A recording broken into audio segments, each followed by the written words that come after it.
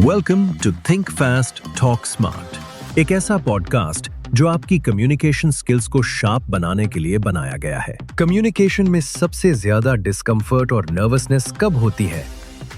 जब कोई आपकी बात पर ऑब्जेक्शन उठाए या कंसर्न करे।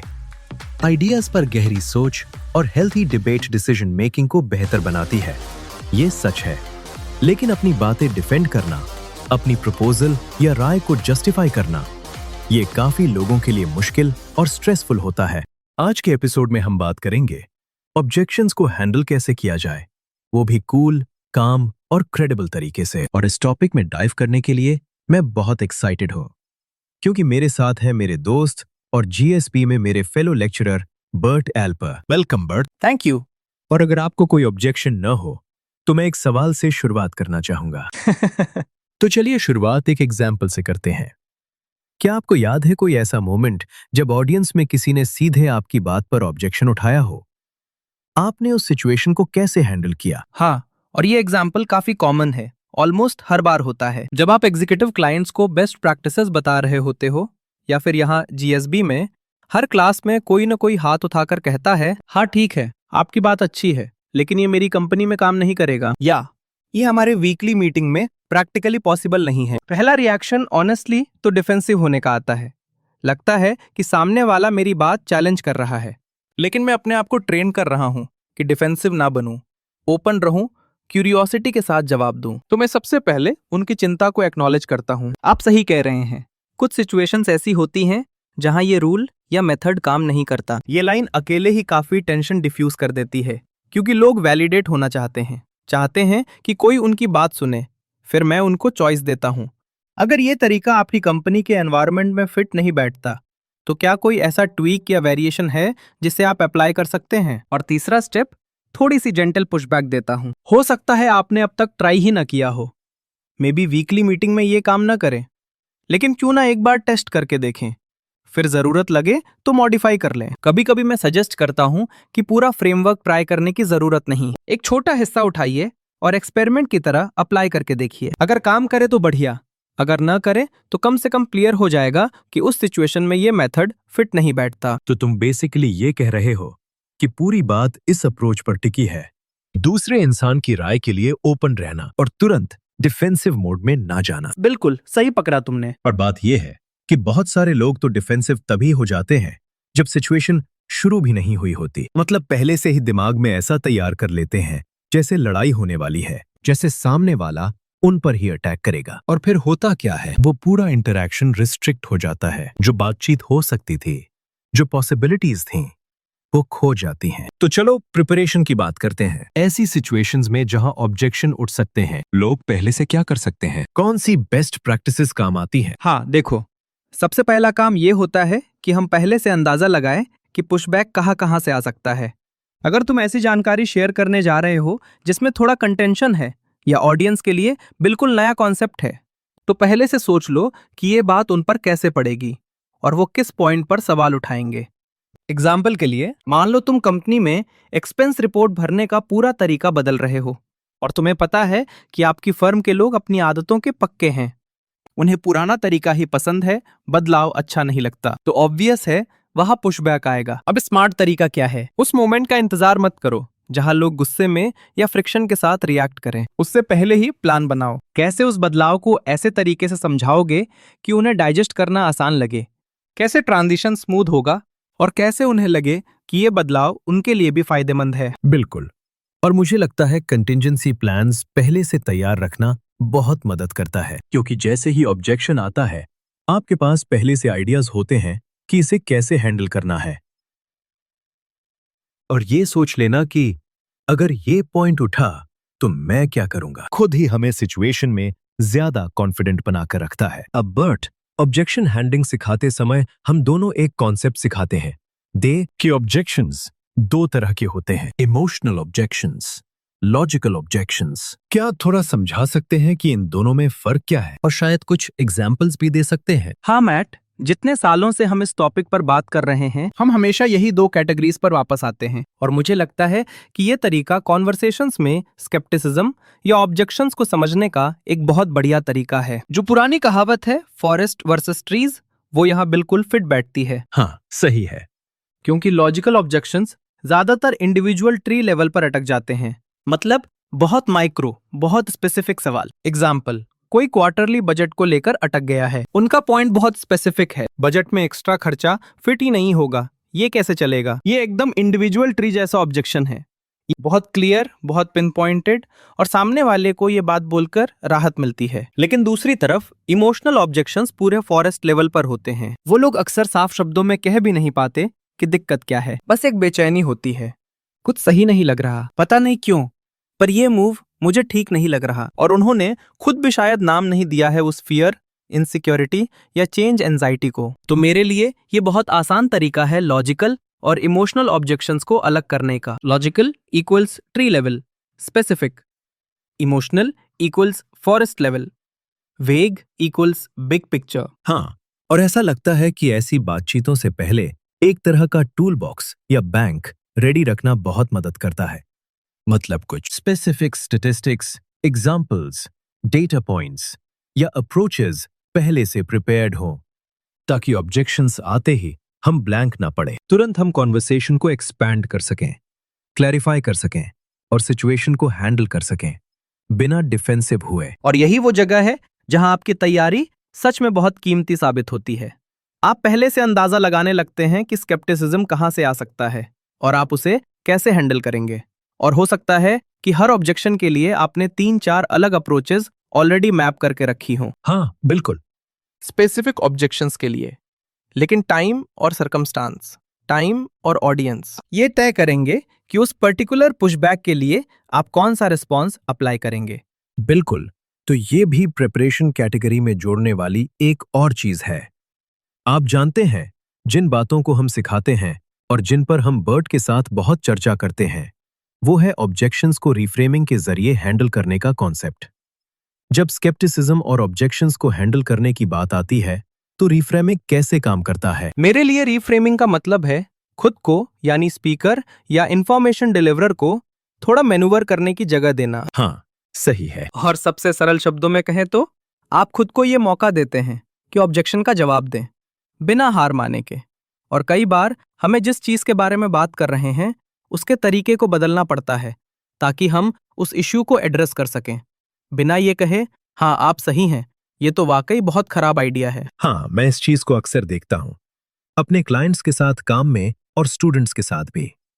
उदाहरण के लिए, अगर कोई ये दबाव डाल रहा हो कि किसी प्रोडक्ट में कोई स्पेसिफिक फीचर क्यों नहीं है और आपको पता है कि वो फीचर अभी नहीं आने वाला या शायद कभी नहीं, तो उसे रीफ्रेम करके एक ब्रॉडर डिस्कशन बनाया जा सकता है कि हम फीचर सेट को कैसे प्राथमिकता देते हैं। और उस डिस्कशन के नतीजे में आप वापस आकर कि इशू को एड्रेस कर सकते हैं। मेरा मानना है, और मुझे पता है हम दोनों इस बात पर सहमत हैं, कि जब भी हम किसी डिस्कशन को रीफ्रेम करते हैं, हम पॉलिटिशियन की तरह सिर्फ वही बात नहीं कर रहे होते जो हम करना चाहते हैं, बल्कि हम उसी मुद्दे को एक अलग तरीके या अलग स्तर पर एड्रेस कर रहे होते हैं। और अंत में आपको हमेशा वापस आकर उस रियल चैलेंज, क्वेश्चन या स्केप्टिसिज्म को ही एड्रेस करना होता है। ये बहुत ही क्रूशियल पॉइंट है। आपको खुद को दूसरी व्यक्ति की जगह रखकर सोचना पड़ता है।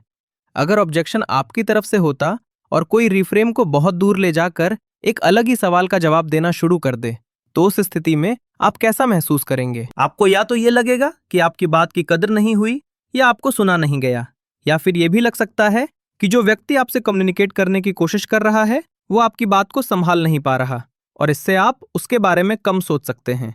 इसी वजह से कोर इशू पर वापस आना बहुत जरूरी है। अगर आप सवाल का जवाब नहीं देते तो किसी स्तर पर आप पूरी बात को मिस कर रहे हैं और आपकी ऑडियंस इसे कमजोरी या मिस्ड अपॉर्चुनिटी की तरह देखेगी। बिल्कुल। और मुझे लगता है कि इसका एक हिस्सा फिर से प्रिपरेशन पर वापस आते हुए ये है कि आप इन रीफ्रेम्स के बारे में पहले से सोचना शुरू कर सकते हैं। जैसे अगर कोई फीचर सेट पर सवाल उठाता है तो उसे प्रायोरिटी के एंगल से बात की जा सकती है। अगर कोई प्राइसिंग के बारे में सवाल करता है तो उसे वैल्यू की चर्चा के रूप में रीफ्रेम किया जा सकता है। तो ये आइडियाज पहले से दिमाग में होना, अगर कभी ऐसी स्थिति आए, तो बहुत मदद करता है। बिल्कुल। अब मैं पैराफ्रेजिंग के बारे में बात करना चाहता हूं, क्योंकि जितना पावरफुल रीफ्रेमिंग है, मुझे लगता है पैराफ्रेजिंग भी उतना ही क्रिटिकल है। ऑब्जेक्शंस और स्केप्टिसिज्म को उस समय हैंडल करने के लिए। मेरा मानना है कि पैराफ्रेजिंग सबसे पहले यह स्थापित करता है कि हम असल में किस बारे में बात कर रहे हैं। हाँ, तो अगर कोई इशू उठाता है और आपको यह पता हो या न हो कि वे वास्तव में किस बात को लेकर चिंतित हैं, तो पैराफ्रेज को कन्वर्सेशन में लाकर, चाहे सीधे कहकर मैं सिर्फ यह सुनिश्चित करना चाहता हूं कि मैं इसे सही समझ रहा हूं, या हल्के अंदाज में कहकर मैं बस ये कंफर्म करना चाहता हूं कि मैं इसे सही समझ रहा हूं। सही। आप यह स्थापित कर रहे होते हैं कि हम दोनों एक ही इशू पर बात कर रहे हैं, और ऑडियंसेस, खासतौर पर स्केप्टिकल ऑडियंसेस, इस बात की कद्र करती हैं कि आप ये एफर्ट कर रहे हैं कि बातचीत एक ही टॉपिक पर हो। सिर्फ हवा साफ करने की कोशिश करके ही आप उनके साथ एक एम्पैथेटिक कनेक्शन बना लेते हैं। पैराफ्रेजिंग आपको रीफ्रेम करने का मौका भी देता है। हाँ, यानी आप उनके शब्दों के ऊपर अपने शब्द रख सकते हैं, और अगर आप ये स्किलफुली करें और आपके पास तैयारी का समय रहा हो, तो ऑडियंस आपको ये आज़ादी दे सकती है कि आप कन्वर्सेशन को प्राइसिंग के सवाल से वैल्यू के सवाल की तरफ शिफ्ट कर सकें। हाँ, और ये एक सटल रिफ्रेम होता है पैराफ्रेज के रूप में। मुझे लगता है जहां लोग अक्सर डेंजर जोन में चले जाते हैं, वो तब है जब पैराफ्रेज को बहुत ज्यादा पुश कर दिया जाता है, हाँ, और फिर कन्वर्सेशन अब उसी टॉपिक पर नहीं रहती। सही। तो उस स्थिति में ऑब्जेक्ट करने वाला व्यक्ति और ज्यादा अड़ सकता है, क्योंकि उसे लगता है कि आप इश्यू से बचने की कोशिश कर रहे हैं। इसलिए पैराफ्रेज उतना एक्यूरेट होना चाहिए जितना हो सके, लेकिन उसी पैराफ्रेज के अंदर फ्रेम ऑफ रेफरेंस को थोड़ा बहुत एडजस्ट किया जा सकता है। हाँ, और मुझे लगता है कि लोगों को यह समझना चाहिए कि पैराफ्रेजिंग कोई बड़ी या जटिल चीज नहीं है जहां आपको हमेशा कहना पड़े so what I hear you saying is, और फिर पूरी बात दोहरानी पड़े। आप सिर्फ कुछ की आइडियाज या फ्रेजेस निकालकर भी बातचीत को आगे बढ़ा सकते हैं। इससे आपको अपने लिए बोलने की जगह मिलती है, रीफ्रेमिंग करने की, वैलिडेशन देने की, और साथ साथ अपने विचार फॉर्मुलेट करने की भी। मैं यहाँ इमोशन की बात भी लाना चाहता हूँ, क्योंकि ये हमेशा मौजूद रहता है। मेरा मानना है, और मैं इस पर आपकी राय जानने के लिए उत्सुक हूं, कि इमोशन को एक्नॉलेज करना, लेकिन उसे नाम देना पैराफ्रेज की शुरुआत में ही करना बहुत क्रिटिकल होता है। उदाहरण के लिए, अगर कोई बहुत तीव्रता के साथ बात कर रहा है, शायद वे एंग्री हों या बहुत पैशनेट हों, तो सीधे ये कहने के बजाय ओह आई हियर योर एंगर, और फिर दूसरा व्यक्ति कहे अच्छा, असल में मैं एंगर नहीं, फ्रस्ट्रेशन महसूस कर रहा हूं, इस तरह हम उनके इमोशनल स्टेट पर ही बहस करने लगते हैं। मेरा मानना है कि सिर्फ इतना कहना, hey I hear there is a lot of passion here, और फिर आगे बढ़ना, इमोशन को एक्नॉलेज भी कर देता है, सबके सामने उसे खुला भी रखता है, क्योंकि सब उसे महसूस कर रहे हैं। और अगर आप उसे इग्नोर करते हैं, तो आप खुद को डिसएडवांटेज पर रख लेते हैं। मैं आपकी राय जानना चाहूंगा। ये बात मुझे बहुत पसंद आई। जैसे ही आपने I hear that you are angry वाला एग्जाम्पल दिया, मैं तुरंत रिलेट कर पाया, क्योंकि मैं भी प्रोडक्ट्स खरीदता हूँ, मैं भी एक कंज्यूमर हूँ, कोच होने के अलावा। जब मुझे बाहर किसी जगह बहुत खराब एक्सपीरियंस मिलता है और मैं कस्टमर सर्विस रेप से बात करता हूँ और वो मुझसे कहता है ओ आई फील योर एंगर, या I am sorry that you feel so angry, तो उससे मुझे बिल्कुल भी अच्छा नहीं लगता। मेरे गुस्से को एक्नॉलेज कर देने से मेरी फीलिंग बेहतर नहीं होती। अगर वो इसके बजाय कहें this is really important to you and therefore it's really important to me, तो वहां एक बहुत पावरफुल शिफ्ट आता है। अब मुझे लगता है कि कस्टमर सर्विस पर्सन सच में समझ रहा है कि यह मेरे लिए कितना सिग्निफिकेंट है। अब अंत में मुझे लोगों से 3 एक जैसे सवाल पूछना पसंद है, ताकि उनकी कम्युनिकेशन पर आइडियाज, रिफ्लेक्शंस और थॉट्स मिल सकें। तो अगर आप तैयार हैं, बर्ट, क्या आप तैयार हैं? उम्मीद है कि हूं। बढ़िया। तो मैं आपसे वही 3 सवाल पूछना चाहूंगा। अगर आपको अब तक मिली सबसे बेहतरीन कम्युनिकेशन एडवाइस को 5 से 7 शब्दों के प्रेजेंटेशन स्लाइड टाइटल में कैप्चर करना हो, तो वो क्या होगा?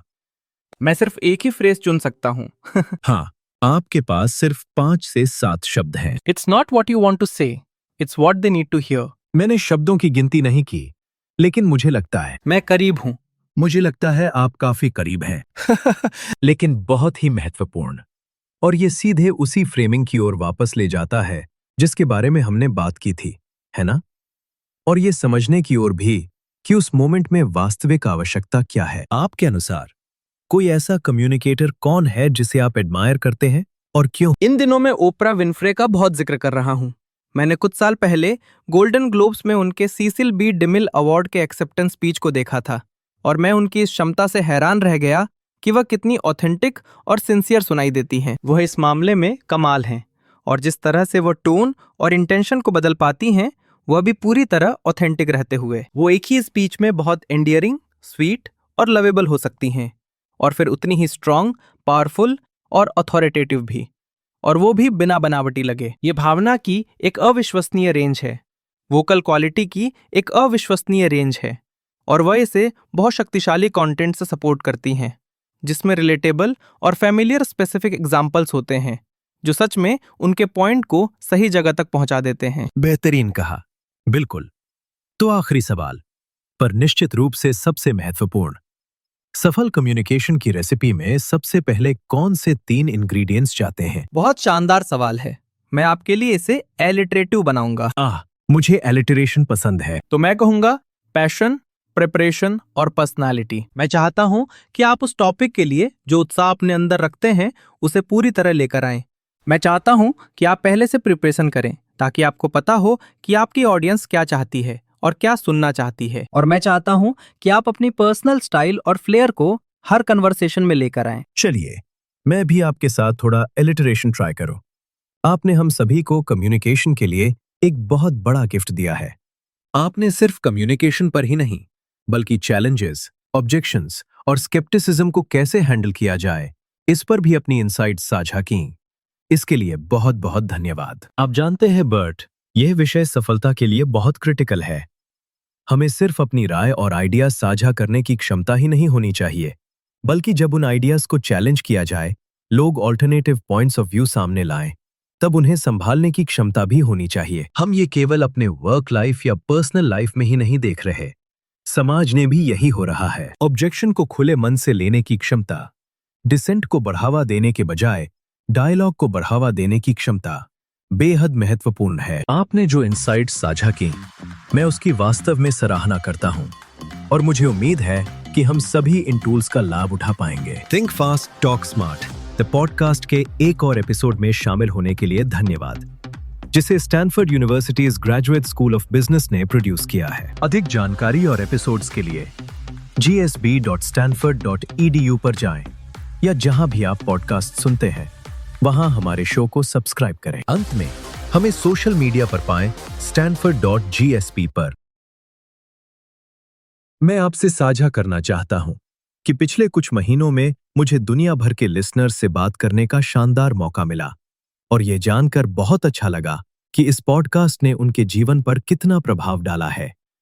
मुझे जानकर बेहद खुशी होती है कि लोग इस पॉडकास्ट में कवर किए गए प्रिंसिपल्स और कॉन्सेप्ट्स को अपनी जिंदगी में कैसे लागू कर रहे हैं और उनसे उन्हें कितना फायदा हुआ है। ये वास्तव में प्रेरणादायक है। शो पर काम करने वाली पूरी टीम की तरफ से आपके समर्थन के लिए धन्यवाद। हम नए एपिसोड्स, नई टेक्निक्स और गहरी नॉलेज लेकर आने के लिए उत्सुक हैं और हम आपके समर्थन की अपेक्षा करते हैं। इस शो को दुनिया तक पहुंचाने में समय और मेहनत लगती है, इसलिए कृपया अपने आइडियाज भेजते रहें। Thank you.